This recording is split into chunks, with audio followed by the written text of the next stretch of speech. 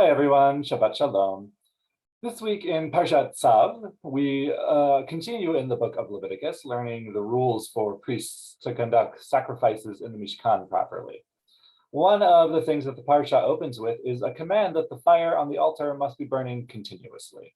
Right, so the verse says, Tzav et Aharon v'et banav lemor, zot Torat ha'olah, hi ha'olah al mokda al hamizbeach kol halayla ad haboker, the Eish HaMizbeach Tukadbo. So command Aaron and his sons thus. This is the rule of the burnt offering. The burnt offering itself shall remain where it is burned upon the top of the altar all night until morning, while the fire on the altar is kept going on it, right? Eish HaMizbeach Tukadbo. In this verse, the letter mem on the word mokda, right? That's the word that means the top of the altar. This letter mem is written smaller than the other letters. It's a scriptural oddity, one of the things I like to call a scriptural oddity. And there's a lot of explanations for why this possibly could be. My Tikkun, the book that teaches me how to read the Torah, just has a simple note there. It says, mem ze'ira al pi ha-mesora, that the mem is written small according to the tradition. But there's a beautiful commentary from the Kotzker Rebbe, who teaches us that the fire on the altar represents the passion with which we serve God, but that we don't always have to make a big deal of showing our passion, in public. Sometimes humility is the best path, and the small mem reminds us that to be humble is a Torah virtue worthy of our notice.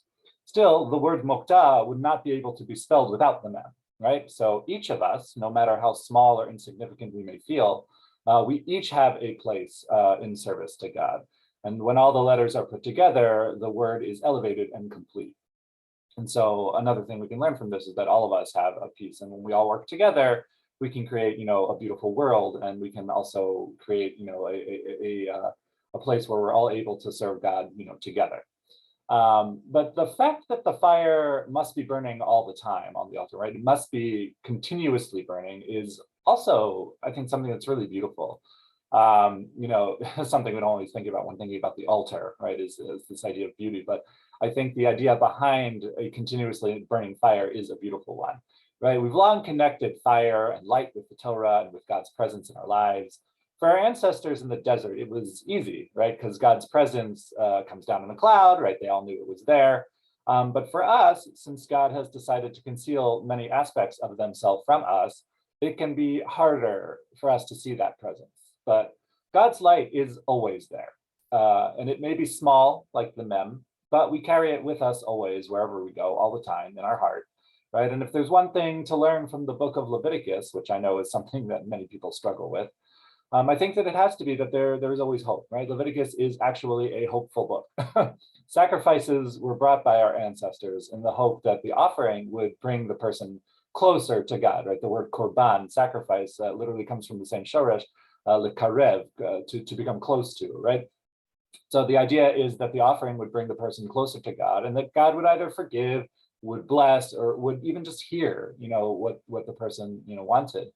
These are all the same things that we want through prayer today, right? Because prayer serves as sort of like our temporary filler for the sacrificial system until the temple is rebuilt, being here Rabbi Amenu Amen Selah.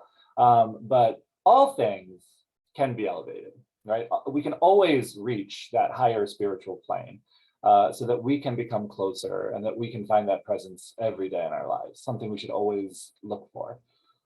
So I'll leave you with that. I hope you enjoy and have a very restful Shabbat. Shabbat Shalom, everyone, and we will see you soon.